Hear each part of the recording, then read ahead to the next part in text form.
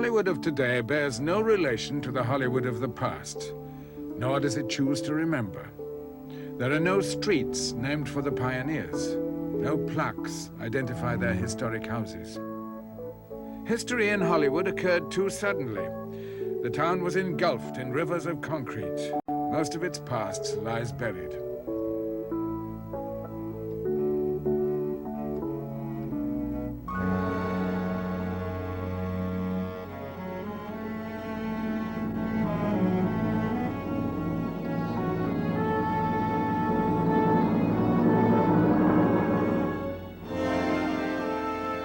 In 1903, the village of Hollywood officially became a city.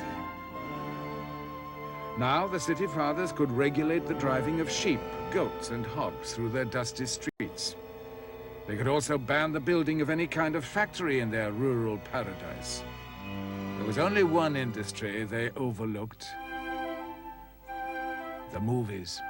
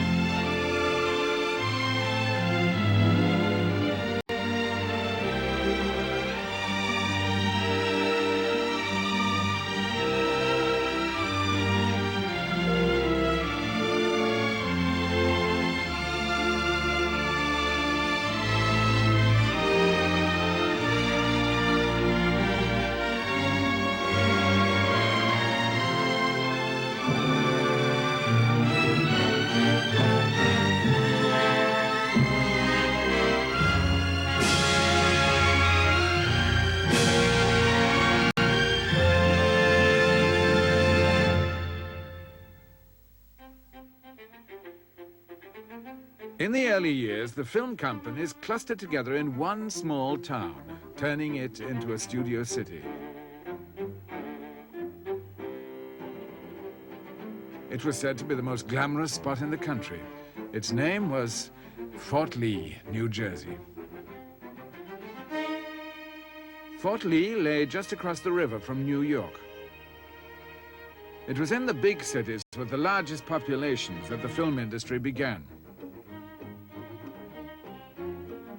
Despite the smoke and steam, films were made on rooftops, for sunshine was essential. This elaborate platform could revolve to follow the sun. Those that couldn't had to stop work when the evening shadows appeared. As the industry prospered, so it expanded. The established producers banded together to protect their wealth from the new independent filmmakers. They were called the Patents Trust.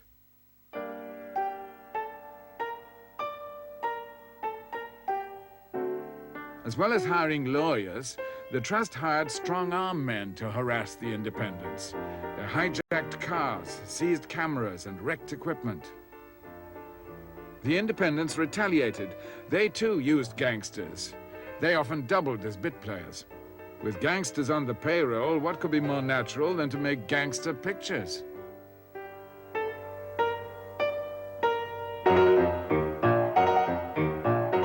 Hoodlums could appear with a gun suddenly and take away the camera or shoot it. They found that by shooting holes through the cameras, they could stop their use. And that became their favorite method. The independents soon began quarreling among themselves.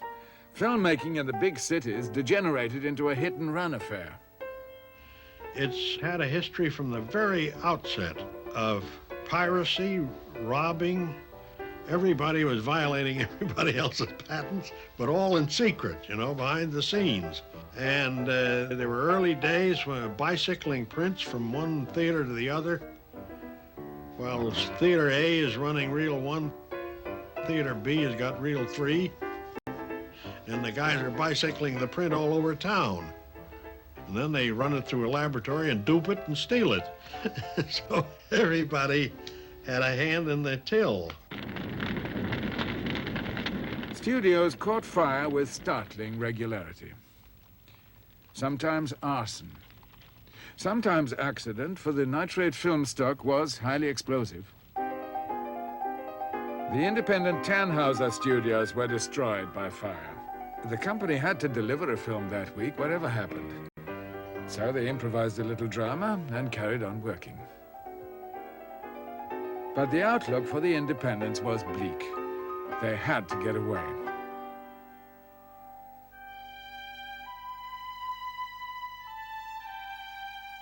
California provided a blissful contrast. It was comparatively safe, and there was sunshine 350 days a year.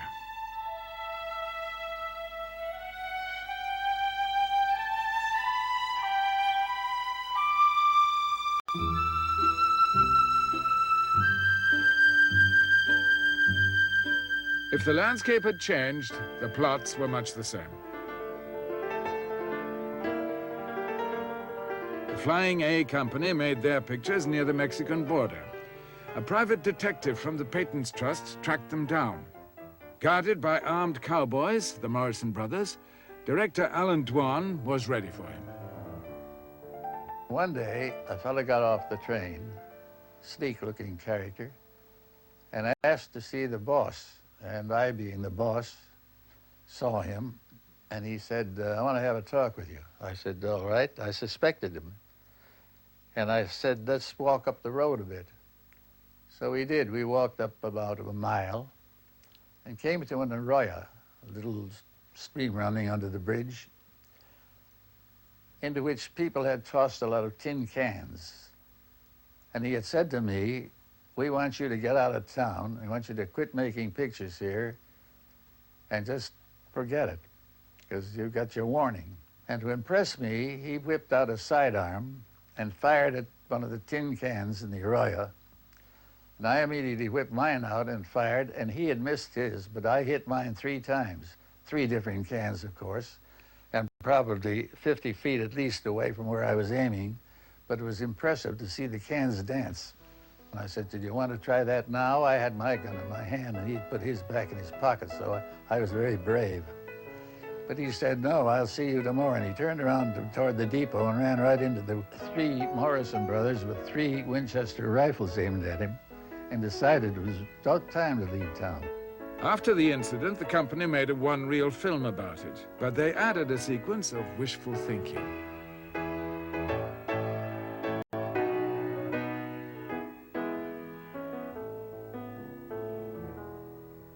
Picture people were being attracted to California slowly but surely.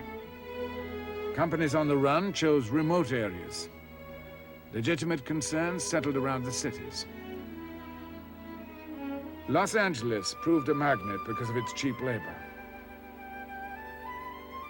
Hollywood was famous only for its fruit.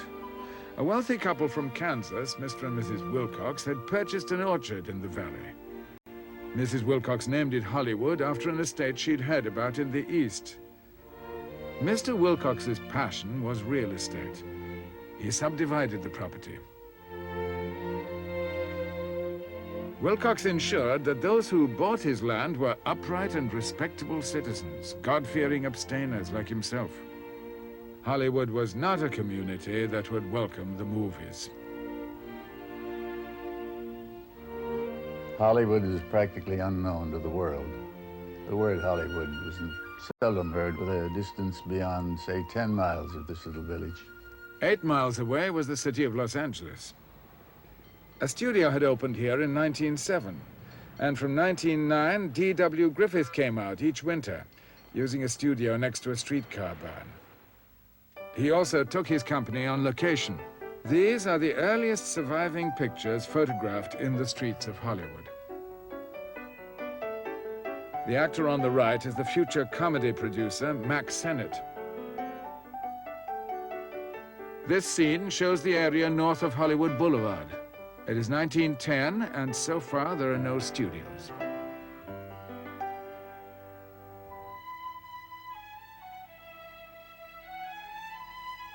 Hollywood itself is a place we went to on the big red streetcars, or drove to if we had an automobile, and worked in.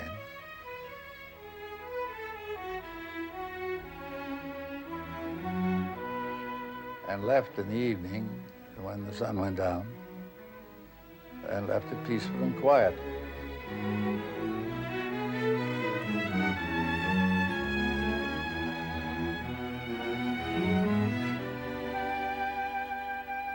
My mother went to work in a hotel in Los Angeles. She met movie people that were coming out to investigate possibilities of making movies in California. So they asked her where a good place was. She mentioned Edendale right away because we lived there, we liked it, the climate was fine. So sure enough, they came out, looked at the little valley, and it became one of the early motion picture studios. Nearby was the village of Hollywood, which had recently decided to ban liquor. The Brownlow Roadhouse lost business as a result. The owner was only too happy to lease it to some picture people from New Jersey. It was 1911. The motion picture industry had finally arrived in Hollywood.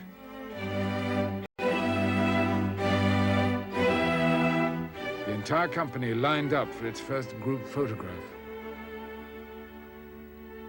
2 years later, Cecil B. DeMille came out from New York with the Lasky Feature Play Company and directed The Squaw Man from an old livery stable on Vine Street. It was Hollywood's first feature-length production.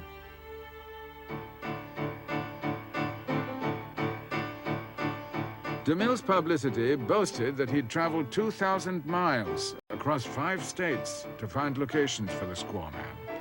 In fact, he found them all within driving distance of Hollywood. The big city, the seaport, the open range, the mountains, the snow country,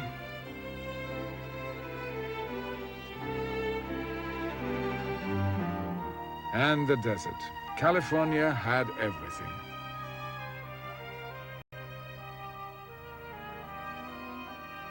Cecil B. DeMille was so enthusiastic that his brother William came west with his family, including his daughter Agnes. To them all, Hollywood seemed a paradise. The streets went right into the foothills, and the foothills went straight up into the sagebrush, and you were in the wild, wild hills. Rattlesnakes and coyotes and the little wild deer that came down. The sagebrush in the rain, the eucalyptus in the rain. You see, the spring was such a marvelous thing there. When the rains came, within 2 weeks, what had been brown was suddenly all green. And the grass there is so strong, with a virility somehow that is just exciting. And in the grass would be tangled the lupin, the poppies, the brodeia, all of them exquisite. And all of them just blooming wild, and in the gutter and in the open fields between your schoolhouse and the next house, flowers everywhere. And up in the hills, just blowing Mariposa tulips, brodeia. I cannot tell you, you gathered them by the armful.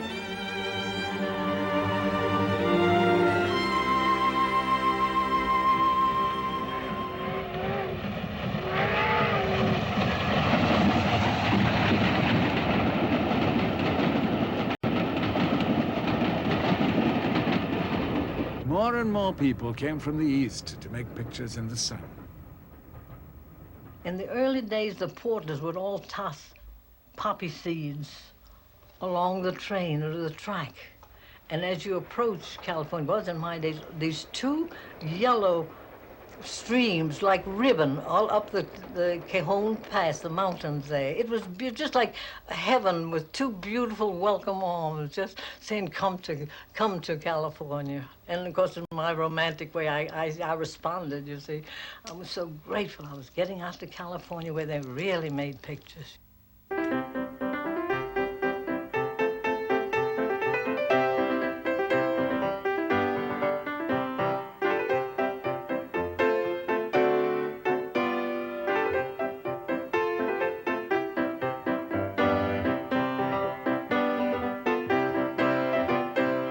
was a Civil War picture. I can remember my uncle going out as a soldier. You know, he was so pleased to put on a uniform and get his dollar for the $1 a day they were getting.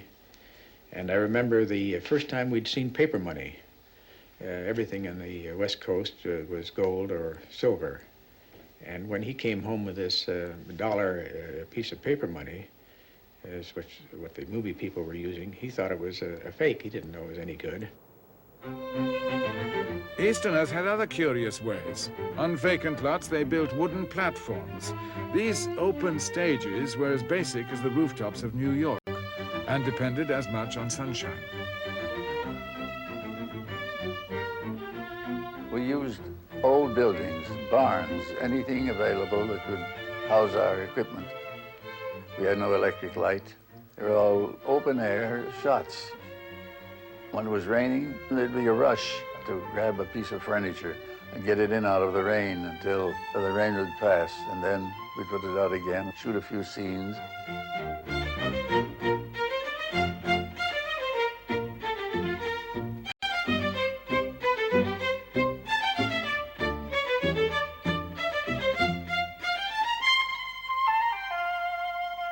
Up where the wires were, they would put canvas so they could pull it across. In case you had an interior, the sun wouldn't be shining down on the table and casting shadows. We managed, but the wind would blow the tablecloth and things that shouldn't be blowing, but people didn't mind.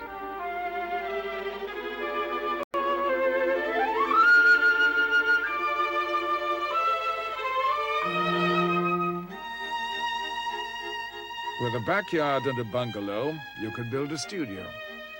And you had your own picture company. There were no unions, no casting organizations, none of the order and regimentation we have today. So people gathered at the gates to see if they could get work, a few people.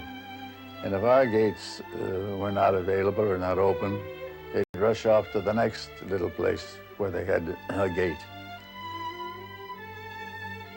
We would sometimes be at the studio till 8 or 10 o'clock at night and walk home and stand on the corner and talk about pictures and how to do this and overacting and overexposure and all these things for 2 and 3 hours. The pictures that you worked on in those days, the money wasn't there. There was no union, so there was no time. You worked Sundays and holidays, no extra pay. But it was a family. It was a very close-knit group of people. Everybody would help each other. They wouldn't try to hinder you or push you down. It was just everybody would work. And it was fun. It was real fun.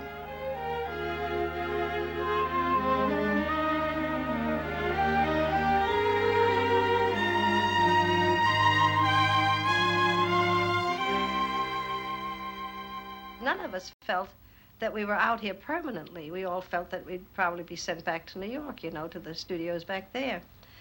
So the Hollywood Hotel was the only place to live at that time.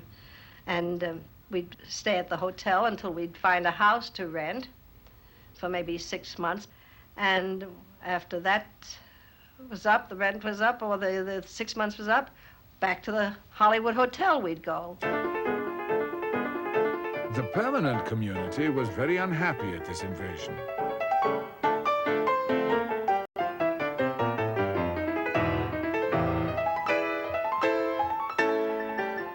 Residents were horrified because they were very modest people, mostly from the Middle West of America.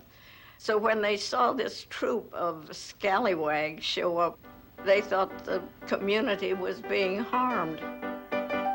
Well, they would ride the horses across the lawn, cowboys with chaps and all like that. And when they're gone, why, the owners were very much disturbed about it. So that they sort of downgraded the motion picture people generally. The residents used a disparaging word for the film people. They called them the movies. They were really outcasts, and they lived in Hollywood, and people found them extremely picturesque and quite interesting and amusing, especially the Keystone Cops or the Maxenic Cops, because they just simply take any street they wanted and stop a trolley car and do what they had to do and beat everybody on the head with cotton clubs and leave by the time the police had arrived.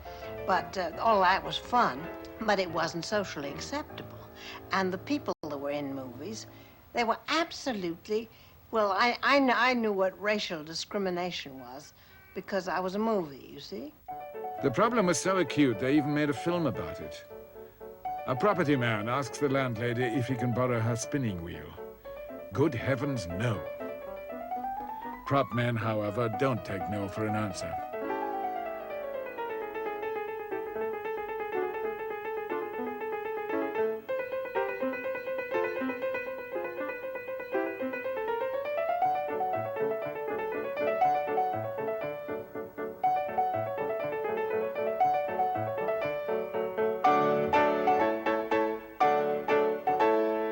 The landlady sets out to recover her heirloom.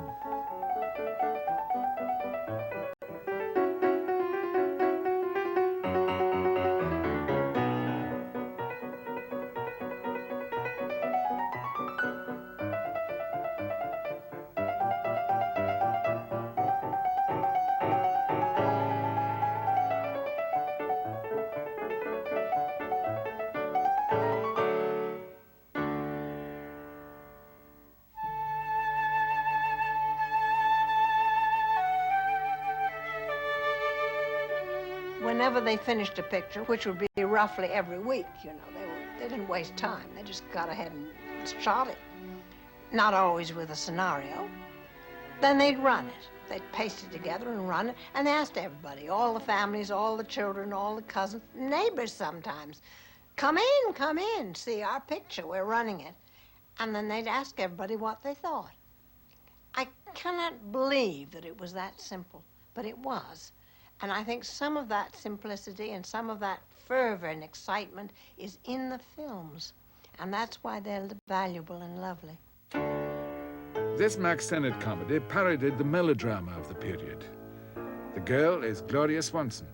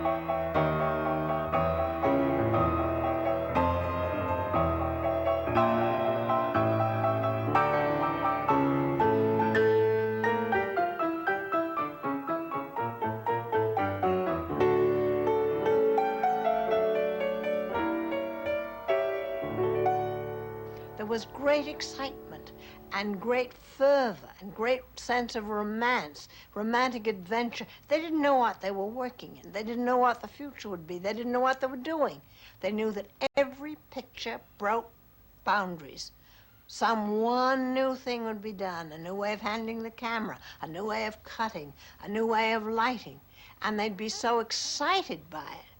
And my father used to say, always, we are not real artists, none of us. We are like the pre-Elizabethan dramatists. They were not real playwrights. They were not really great poets, but they made it possible for the next generation and the generation after to become great artists and great poets. And he said, I think there are coming great artists in this medium, but we don't know what it is.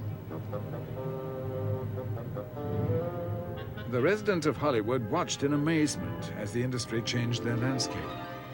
Among their bungalows, D.W. Griffith was at work on some vast, mysterious epic.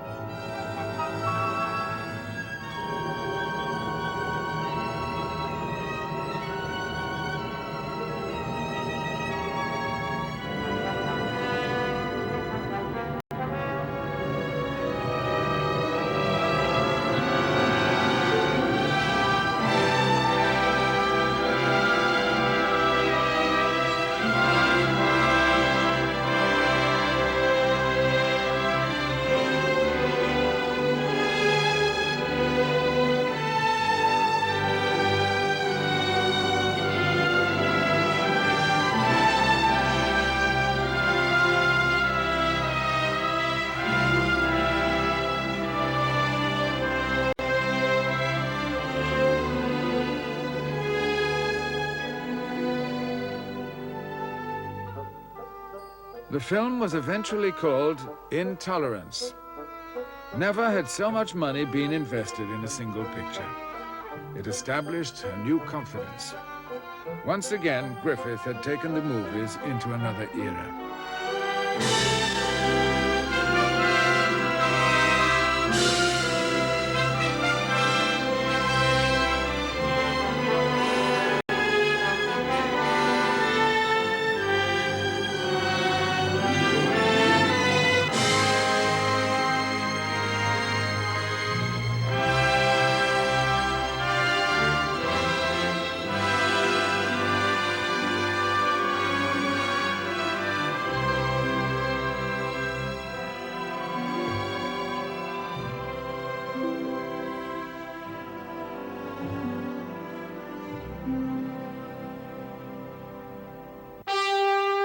Grandeur and spectacle were now synonymous with Hollywood. Cecil B. DeMille, impressed by Intolerance, made Joan the Woman, his version of the story of Joan of Arc.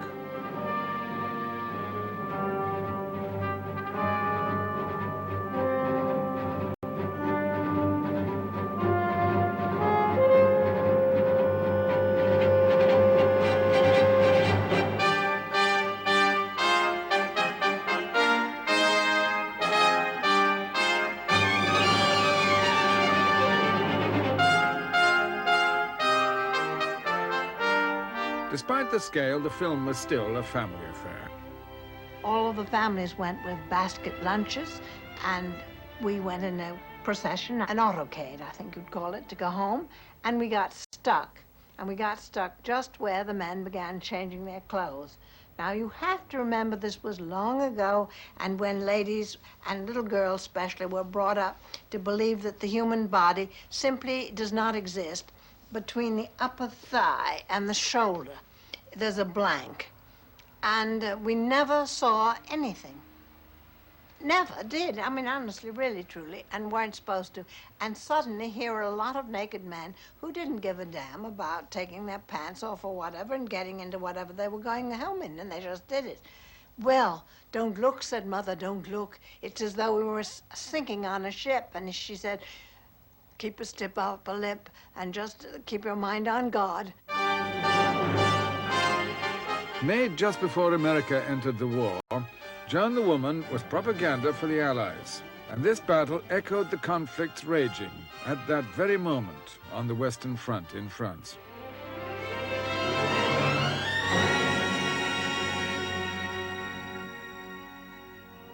By the end of the war, the European film industry had collapsed. Hollywood became the center of world film production. 90% of all pictures shown in foreign countries were American. Several countries tried to resist the flow, especially Germany, whose own industry was now slowly recovering. But however fine their homemade product, the public preferred Hollywood stars. They showed their true allegiance at the box office. And the very streets of Hollywood became the most familiar in the world.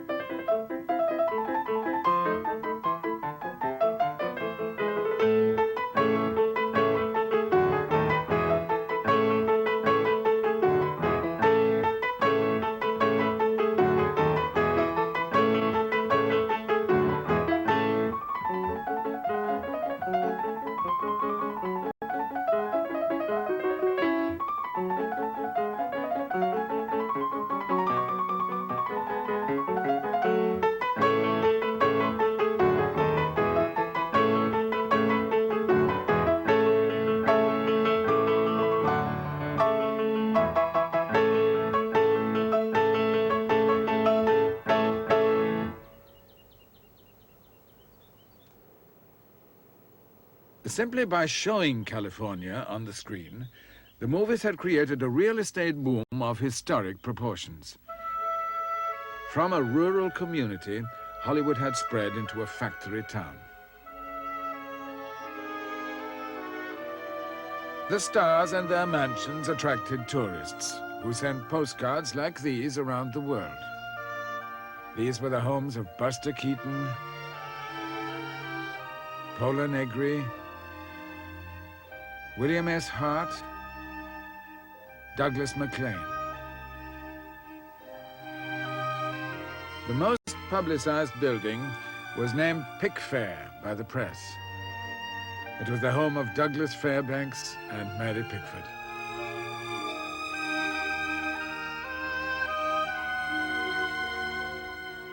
Visiting dignitaries would come to America. They wanted to go to Hollywood. And they wanted to see Douglas, Mary, and Charlie Chaplin.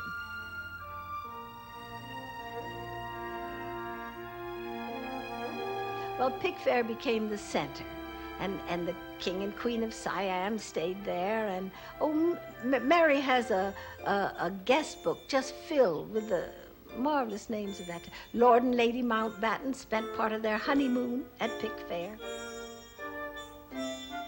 At the time of their reign in Pickfair, they were treated like royalty, and in fact they behaved in the same sort of dignified way as royalty did. And they also fulfilled the role of, as I say, of running the sort of very loose sort of society there would have been in Hollywood in those days. They were a great unifying force, and I think a great force for the good.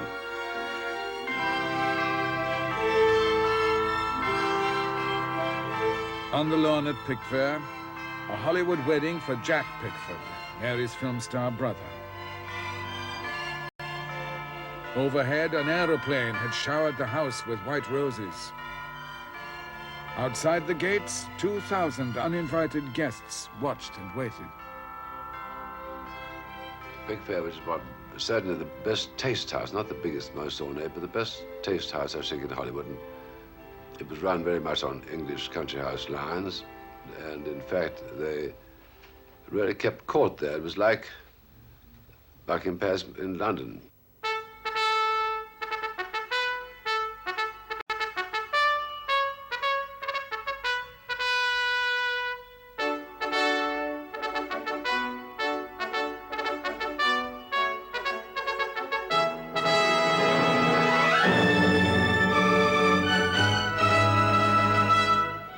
Douglas Fairbanks set out to make a lavish costume picture, Robin Hood. The sets were gigantic and almost caused the film to be scrapped, for they were even larger than those built for Intolerance. And that was just out of sight for a motion picture set. Nobody had ever heard of anything like that. But they were magnificent. We were quite proud of them, and drove Doug over to the studio. And as he approached it, he saw these huge things sticking up in the air, the sets. He said, what in the world is that? We said, those are your sets for Robin Hood. Well, he got as far as the gate of the studio, and he took a look in through the gate at these big sets. And he backed the car off and said, take me home. He said, you can forget it. He said, I wouldn't go near those damn things, those big sets. He said, what would I do? I'm a personality actor. People want me for my smile, for what I do, my personality, not for those big things. They swamp me. But Dwan persuaded him to change his mind. Relying on Fairbanks' fondness for spectacular stunts, he described a fight sequence to him. 10 or 20 men attack you, and you keep them at bay with your sword. Now on the balcony, you jump up on the railing. This is 50 feet above the floor of the stage. And you're caught between two groups, all with swords. And then I stopped. He said, yeah? Then what do I do? Did he kill me there, huh? That's the end of the picture. I said, no. You escape. How? Jump down 50 feet? I said, practically. And I had rigged a big curtain of burlap. And I said, as they close in on you, you jump into that burlap. And I jumped into it. Under it was a scoop that we use for kids at the beaches. So as I hit it, I slid gracefully to the floor of the thing 50 feet below, took one of his stances with my sword and stuck my thumb and my nose at the bin up above. But when Doug saw that, he couldn't wait to go up onto the stairs and try it. And he jumped off 2 or 3 times, and then he began to telephone to his friends he knows to come around and see how a stunt he was going to do. And he jumped off that balcony until he practically wore out the burlap.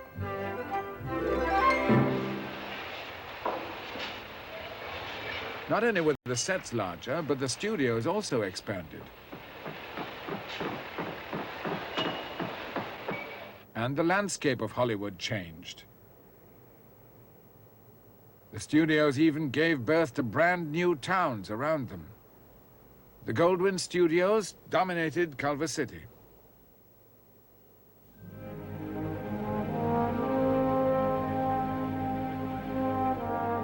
Bigger and better was Hollywood's slogan of the moment.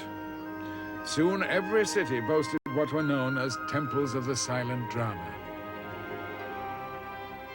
The theater changed from the Nickelodeon to what they call the Motion Picture Palace. And therefore they had beautiful interiors with nice carpeting, comfortable seats, and most people were better situated in the theater than they were in their own home. No one's home could compare with a picture palace, except Cleopatra's or the Kubla Khan's. Here in New York, we had the Roxy holding 6,400 people.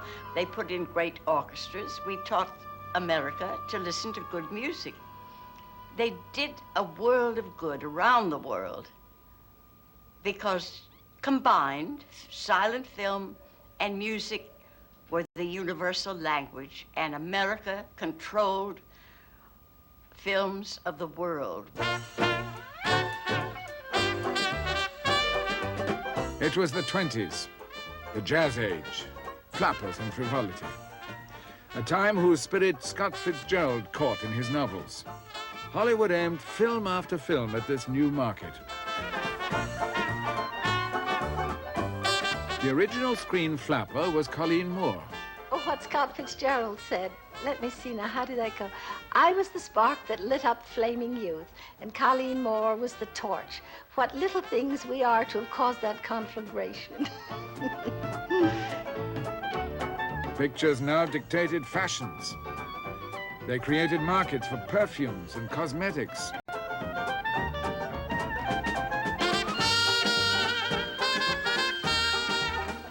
They even altered people's shapes. Colleen, of course, had a complete change of appearance to any woman that had ever been famous as a beauty. The women that were famous as beauties at that time were buxom, and they had little waists and large bosoms and lots of hair, mostly in curls. And Colleen came along, and she was skinny and flat like a boy, and she began to wear her hair straight. I cut it the first time with a pair of copy shears. Everybody put their hair up in curlers, and we thought it'd be fun if they stopped. So we cut her hair short, and oh yes, the first bangs. Those were the first bangs that anybody ever had on the screen. I know after Flaming Youth, which was the first flapper picture, my haircut went around the world. And I didn't tell them I stole it from a Japanese doll.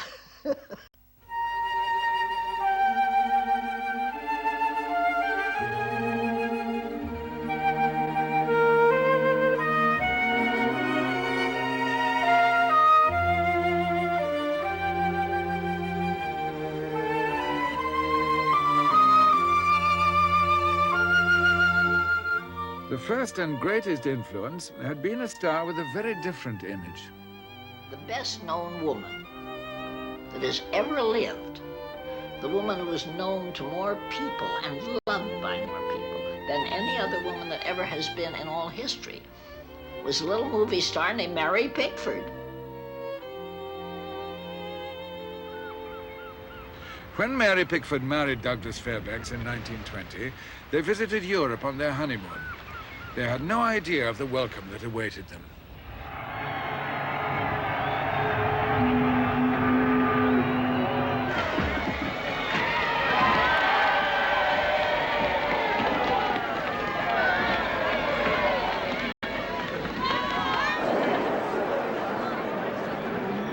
I think the attraction was that never before or since in the whole history of the world was it possible for so many people to have known and become familiar with a shadow romantically presented and immensely popular in what they were able to do. And here suddenly these people became real-life characters. They were flesh and blood. Mary Pickford was the first star to become a millionaire, but that was one role she never played.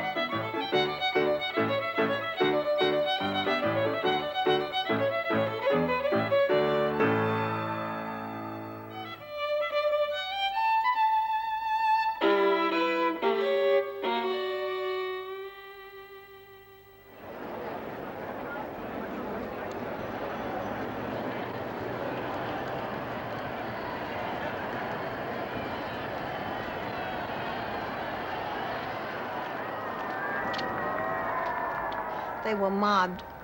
Well, I don't think the Beatles know anything about popularity compared to those two. When Fairbanks and Pickford first went to London, they had a whole ring of Bobbies around them. And he picked her up finally and put her on his shoulder, and all of them ran. It got past the point where it was pleasant. Mary Pickford's most famous attribute was her long golden curls. They set the first of the movie's fashion trends.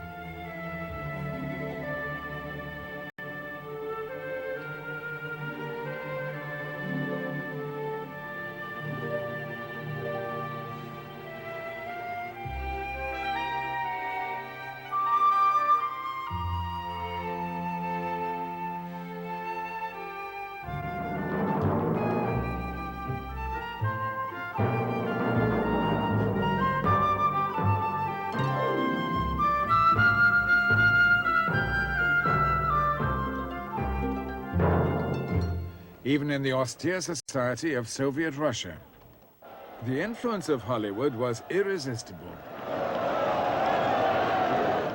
When Mary Pickford and Douglas Fairbanks visited Moscow in 1926, they were overwhelmed.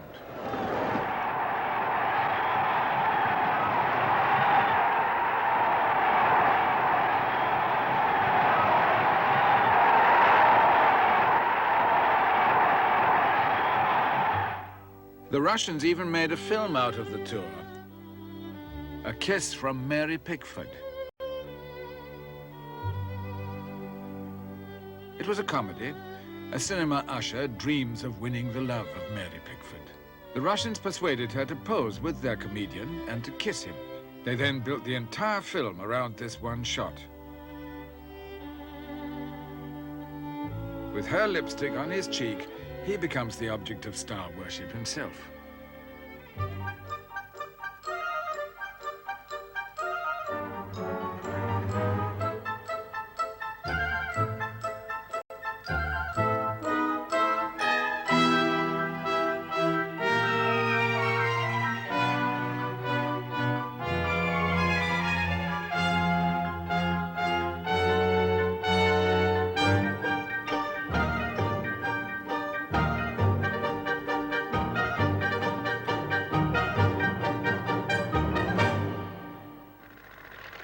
The acclaim crossed political barriers.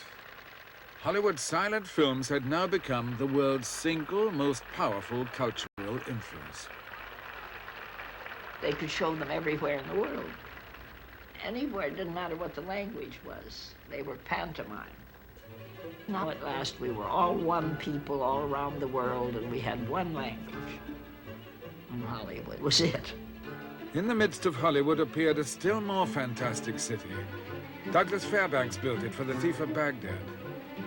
He lays siege to it with a legion conjured by magic from the earth itself.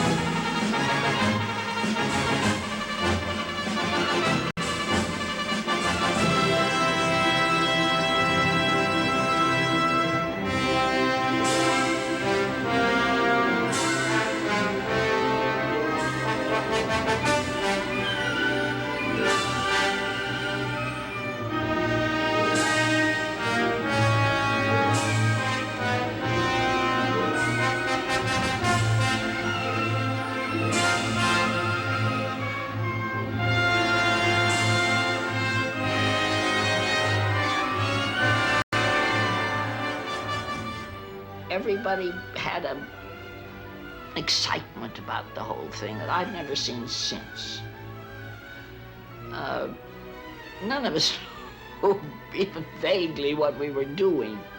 None of us had any idea that this picture business had come to be the greatest while it lasted, all those early great days.